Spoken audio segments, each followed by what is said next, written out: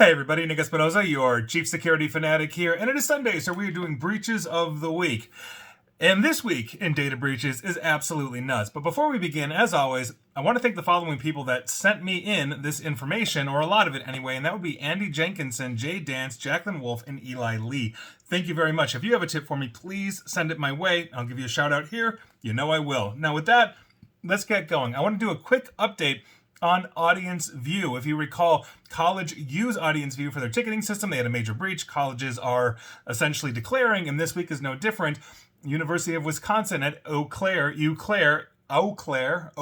I'm not sure. But anyway, University of Wisconsin, Eau Claire, probably saying that right, now declaring a data breach for at least 255 of their people. I guess their sports aren't as popular. Moving on, let's talk about University of the People. I've never heard of them, but on March 24th of this year, they filed a notice of data breach with the Attorney General of Maine after learning that an unauthorized party was able to access confidential information stored on the school's SharePoint platform. Now, in their official filing, what we are talking about here are names and social security numbers. And after confirming basically that this data was leaked, they began sending out breach notifications to those impacted. So if you have anything to do with the University of the People, please check in. Moving on, I want to give you an update on Capita. This is from their March 31st data breach that I reported a couple of weeks ago. The company told the press at the time that it was too early to confirm that it actually was a cyber attack. However, information has come to light that later showed the company knew that it was dealing with a cyber attack, or at least likely knew. Now, Capita is one of the largest business outsourcing providers in the United Kingdom, and its services are used by the country's government, so that obviously is a huge, huge thing. If Capita knew this ahead of time, they're probably going to be liable for damages. We'll see what happens. Moving on. Let's head back to the United States and give you an update on the DC Health data breach. If you recall, this is the health system that essentially it is for government employees and members of Congress. Leadership from the DC Health Benefit Exchange Authority, the governing body of the exchange, essentially that suffered this cyber attack, testified before a House committee this past Wednesday, clarifying there was actually human error that led to this breach. Now, DC Health Benefits Executive Director Mila Kaufman explained to the House Administration Subcommittee on Oversight that a misconfigured server led to the sensitive personal information from a total of 56,415 current and past customers, including 17 sitting members of Congress, got leaked. So obviously that's a huge thing. It's still unfolding. I've got wind that the Senate is now going to be looking into this as well, not just the House. So we'll see what happens, but obviously a major breach for the U.S. government. Moving on, we are doing a new mini segment within Breaches of the Week, and that is the Class Action Roundup of the Week, because everybody's suing everybody, and here you go. First one up on the class action block is UK car sales giant Arnold Clark. I've reported for the record on all of these in the past, so if you're a longtime follower or listener, you might have heard of these on past Sundays, but UK car sales giant Arnold Clark is facing a multi-million-pound group action claims from thousands of their customers for leaking their data. Moving on, let's head down to Australia, because major Aussie telecommunications provider Optus, I talked about that one at length starting last summer, I should say, it was a massive breach. They've been hit with class action lawsuits involving more than 100,000 current and former customers in relation to their massive breach this past September that impacted nearly 1.2 million of their clients down under. So heads up to you. If you use Optus, go get paid.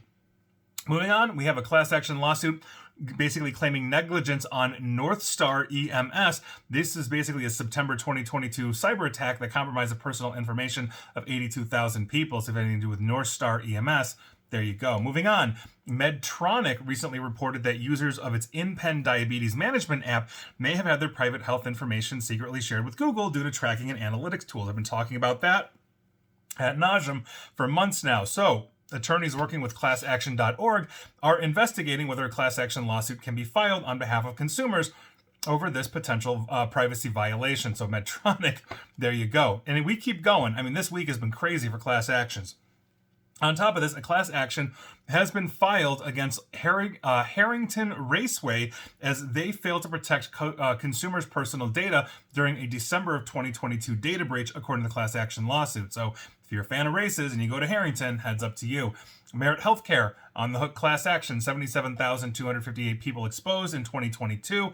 I don't have much more on that, but they are facing a class action as well. And finally, Illuminate Education. They actually, and this is an interesting one, is why I'm closing this one out with, they defeated a proposed class action alleging that they negligently failed to protect the information of more than 3 million elementary and high school students that was exposed in a late December 2021 breach. I've been talking about this one for a while. The plaintiffs failed to show that they had suffered concrete harm from the breach or were at immediate risk for future harm. That's a threshold requirement for that standing under Article 3, and that is according to Judge James V. Selna of the U.S. District Court for Central District, California. This past Wednesday, he dismissed the suit without prejudice, meaning they can file again if they find a new angle. Illuminate Education, maybe not off the hook. But those are your class actions. If you have anything to do with one of those, go get paid. But I also think it really underscores it's a lot cheaper to simply spend on good cyber defense strategies and training than it is to actually have all your people sue you, all your customers sue you,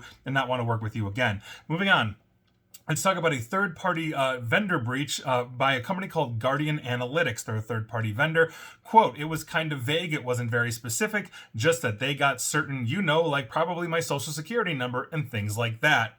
That's all we know right now, a quote from somebody involved in that. So heads up, if your company uses Guardian Analytics, you may be involved. Moving on, let's talk about Webster Bank. This is out of Connecticut, and they are the first to declare. The basically Connecticut Attorney General's office says this data breach impacted 153,754 people in Connecticut. Of this group, and for the record, these are the ones using Guardian Analytics. I did not make that clear. Webster Bank is using Guardian Analytics. So 153,754 people in Connecticut. Of that group, 117,278 had their name and account number exposed. 36,476 people had their name, account number, and social security numbers exposed. Everybody should have received a letter that was impacted. So Guardian Analytics storing sensitive information. First one to declare is Webster Bank out of Connecticut, and I know I'll be talking about them in the future because this is what I do. Moving on. Let's talk about Huntington Ingalls Industries, because on April 18th, they filed a notice of data breach with Maine's Attorney General after learning that confidential consumer information stored on their infrastructure was accessed by an unauthorized party.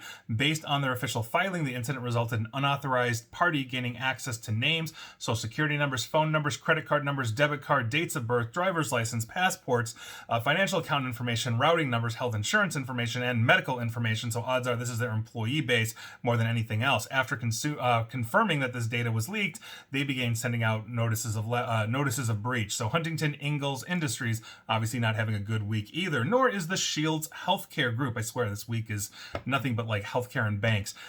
Basically on April 19th, they filed with Maine's Attorney General after learning that they had a compromise on their computer system, and based on their filing, we're talking full name, social security, dates of birth, home address, provider information, diagnosis, billing information, insurance numbers and information, medical record numbers, patient IDs, and other medical or treatment information. After confirming this was hit, they sent letters out. So heads up, Shields Healthcare Group patients. Moving on, let's head on over to the Philippines and talk about the Philippines National Police, the National Bureau of Investigation, and the Bureau of Internal Revenue. Their Senate is set to conduct an inquiry into the reported massive breach that exposed those three organizations within the country. The probe basically was prompted by Resolution 573, filed by Senator Bong Revilla, who expressed alarm over a report by VPN Mentor that basically found the records of 1.2, almost 1.3 million persons in a repository of law enforcement agencies, including sensitive information, had been compromised in a massive breach of that country's infrastructure. So huge problem. If you're one of the 1.3 million Filipinos in this, you definitely want to make sure that you're checking in, even if you are no longer living in the country, because they've got records on everything. Moving on, I want to talk about ICICI Bank, or ICICI Bank. That's an interesting name. Basically, on April 21st, Cyber News published a report saying that over 3.6 million ICICI ICICI bank files were leaked publicly. 3.6 million files. They are currently denying the data breach and saying that did not happen. So I'll keep you informed on that. That should be an interesting one. Moving on, let's talk about stockbroking firm or brokerage Angel One, because this past Friday, April 21st, they reported a data breach that compromised the personal data of many of their users. Now, this came to light after the company received emails claiming unauthorized access of client data. Seems like ransomware and extortion to me. In a regulatory filing, basically, Angel One said that certain malicious actors gained unauthorized access to information such as name, email, and phone numbers of their users. However, the brokerage did not specify the reason for the leak or the number of users impacted by the incident. The company claimed there was no impact on client securities, funds, and credentials, and added that all client accounts were secure. Meanwhile, it said it's taken measures to rectify this, improve its security, etc., etc. So heads up to you if you use Angel One for all your brokerage needs. Moving on. Let's head back down under and talk about Australia's IPH, their IPH Limited, I should say. They said this past Monday a forensic probe into a data breach last month revealed that a limited set of data, which originated from member firm Spurson and Ferguson, also in Australia, was downloaded by an unauthorized third party. I don't have more than that, but if you have anything to do with Australia's IPH Limited or Spurson and Ferguson, also in Australia, you might want to check in. Moving on. Let's talk about Independent Living's systems. This is an update from their past breach I reported on, more declarations. And in this case, we are talking about Iowa Medicaid. That's right. If you're on Medicaid and in the state of Iowa, you may be approximately one of the 20,800 Iowans that are affected. We will continue to see more of these. Independent Living Systems is out of Florida, but they are a third-party vendor nationwide. Moving on, let's talk about Point 32 Health, because a law firm initiated an investigation into Point 32 Health, which is the parent company for Tufts Health Plan and Harvard Pilgrim's Health Care, and those had a data breach on April 17th of this year. They stated that they identified a ransomware incident affecting the systems, basically that it uses to service its members, accounts, brokers, and providers. According to Point 32 Health, it is currently investigating this incident to determine if the files were compromised, and if they are, they may include things like names, address, social security, driver's license information, medical information, and health insurance information as well. So if you have anything to do with Point 32 Health or Tufts Health Plan or Harvard Pilgrim Health Care, heads up to you. Moving on, let's talk about the West Technology Group, because on April 18th, they filed a notice of breach with Maine. It looks like an unauthorized party was able to access and remove confidential employee information from their network. Based on their filing, what we were talking about is employees' names and social security numbers. They've sent notices out too. So if you work for West Technology Group, heads up. Moving on, let's talk about Traditions Bank, or Traditions Bancorp Incorporated, because on April 17th, they filed a notice of data breach with Massachusetts after learning that an unauthorized party removed files containing confidential customer information from the bank's computer systems. Based on the official filing, what we are talking about here are names, addresses, social security, bank account numbers, loan numbers, debit card numbers, dates of birth, online banking names, and driver's license numbers. They sent out letters as well, but if you use Traditions Bank or Traditions Bancorp Inc. for all your traditional banking, heads up to you. Moving on, let's talk about Beacon Health System. On March 10th, they posted a notice of data breach after learning that an employee was accessing patient files that contain confidential information without authorization. That's a huge no-no. They are trained against those kinds of things. That'll be a nice hefty fine from HIPAA and HHS. But based on their statement, if you basically are a Beacon Health System patient, your name, address, date of birth, social security number, and protected health information may have been accessed by this, I'm assuming, now terminated employee. So obviously that's a huge problem. Hopefully it's very limited in scope. Not that I'm saying it's great if this dude was stalking his ex-girlfriend or ex-boyfriend or whatever, but hopefully it's limited in scope. But anyway, Beacon Health, you should check in. Moving on. Let's talk about CommScope Holding Company, because on April 17th, reports began to emerge about a possible data breach following what the company believes to have been a ransomware attack. CommScope has not officially released a data breach letter announcing this, but those that have reviewed the information say that it includes employees' full name, address, email, phone number, social security number, and bank account information. If and when CommScope confirms all of this, I will obviously let you know. I'm assuming they'll notify, etc., but heads up to you if you have anything to do with CommScope, especially employment. Moving on, let's talk about La Clínica de la Raza, because on April 7th of this year, they filed a notice with the U.S. Department of Health and Human Services, Office of Civil Rights, that's the HIPAA folks, after learning that certain employee email accounts containing confidential patient information were accessed by an unauthorized party over the course of a 2-week period. Now, according to their filing, what we are talking about are patient names, addresses, social security numbers, dates of birth, financial account information, payment card information, online information, medical treatment information, health information. Basically, if you've ever looked at La Clínica de la Raza, yeah, they've got your data out there. They've sent letters out to 15,316 of you. Hopefully, it's not too bad. Moving on. I want to give you another update on Common Spirit Health. This is one of the largest health providers in the entire United States. They're based out of Chicago, but they've got places everywhere. And as I mentioned them last week, now we've got even more because one of their major subsidiaries, Catholic Health Initiatives out of Kentucky, has basically declared that the following locations in the state of Kentucky are now caught up in this data breach. So if you're a Kentuckian and you use any one of these in your neighborhood for your health needs, check in, please.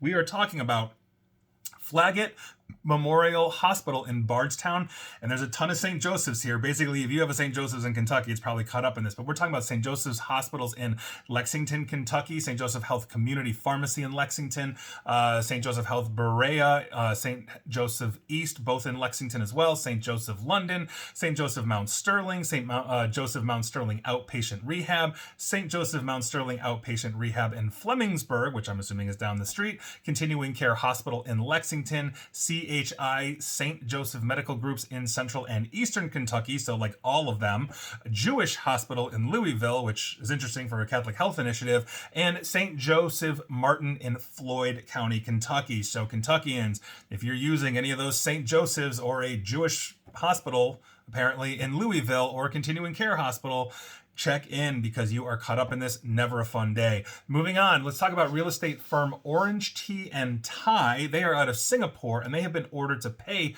$37,000 following a data breach in that company that compromised the information of over 250,000 employees and customers. Now, Orange Tea and Tie was basically made aware of this incident on August 3rd of 2021 after an organization identifying themselves as Alt-DOS demanded a ransom of 10 bitcoins, essentially extorting their data. Now, the group claims to have stolen hundreds of databases, including sensitive information from the real estate firm. And in that same message, they also provided video footage of databases that they allegedly stole. That has been a new tactic lately where you start to see videos as opposed to flat files or structure. So there you go. But if you use Orange Tea and Tie for all your Singapore needs in terms of real estate, you definitely better check in. And moving on, let's talk about John Muir Health, specifically the Walnut Creek Medical Center, because on April 13th of this year, they filed a notice of data breach with California, and based on their filing, what we are talking about is access to protected health information. I do not have an understanding of its names, medical, whatever,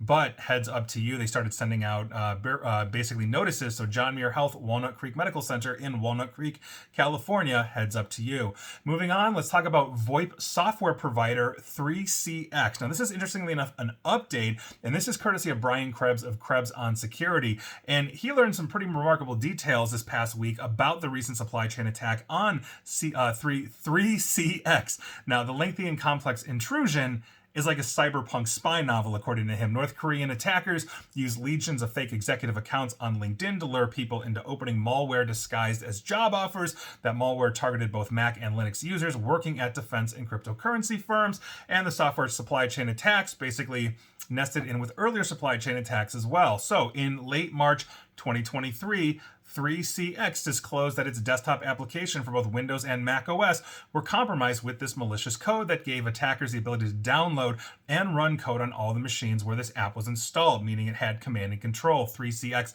says it has more than 600,000 customers and 12 million users in a broad range of industries, from aerospace to healthcare to hospitality. And so they hired an incident response firm, specifically Mandiant FireEye, which released a report this past Wednesday that said the compromise began in 2022 when a 3CX employee installed malware-laced software package distributed basically via an earlier supply chain compromise that basically tampered with one of the installers, and here we are for Trading Technologies. So there you go. If you use 3CX for all your VoIP needs, you definitely want to check in. Hopefully the phones themselves weren't compromised in some way, shape, or form. But when we're talking about state-sponsored attackers, who knows what's going to happen? And North Korea's pretty much caught up in this one. Moving on, I want to give you a really interesting update coming out of Finland. I've talked about this one before. Actually, it was like a year or two ago. This is Vastaamo. This is a psychotherapy clinic. And basically, as a refresher, in 2020, the highly sensitive data of tens of thousands of psychotherapy patients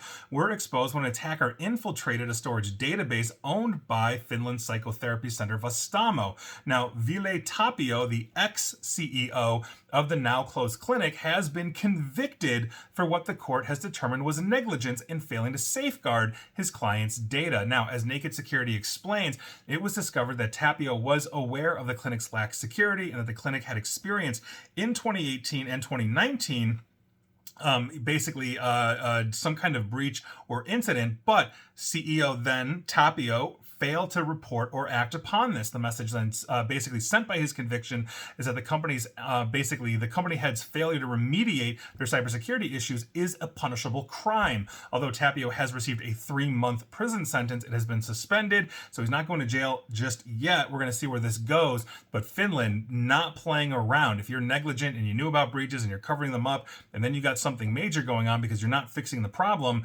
they're going to put you in jail. Quite frankly, I don't think that's not necessarily a bad idea. Now, I understand there's Club Fed, right? And then there's like jail, and I'm sure Finnish prison is nothing like the American prison system or anything else, but, here we are. Moving on. Let's talk about the American Bar Association. This is actually an update from the ABA. They suffered a data breach after attackers compromised their network, gained access to older credentials for almost 1.5 million of their members. The ABA is the largest association of lawyers and legal professionals globally, with 166,000 members as of 2022. The organization provides continuing education, services for lawyers, judges, all this kind of stuff. This past Thursday night, the ABA began notifying their members that the attacker was detected on their network on March 17th of this year, may have gained access to these credentials. This is a legacy member system decommissioned in 2018. So obviously they may have 166,000 current members, but if we are talking about almost 10 times that number, it clearly has employees of the ABA directly, but also past members as well. So if you've ever been a lawyer or are currently a lawyer, you definitely want to check in with basically the governing body for you. Moving on.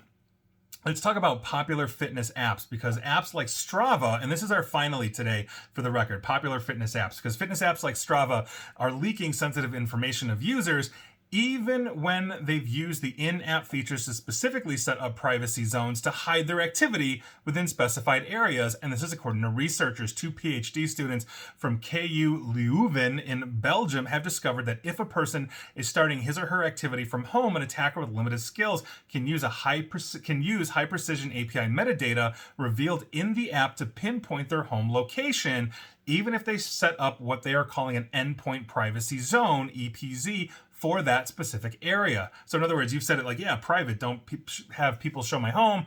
Basically, the API is showing that information if you're able to scrape the metadata and take a look at it. And if we're talking about limited skills, that means I could probably teach a 3rd grade class how to do it. Now, despite contacting the companies with apps that are leaking this data, the problem is still largely unresolved. These researchers, Carl Daunt and Victor Lapuchat, basically, according to them. Now, the plan was to present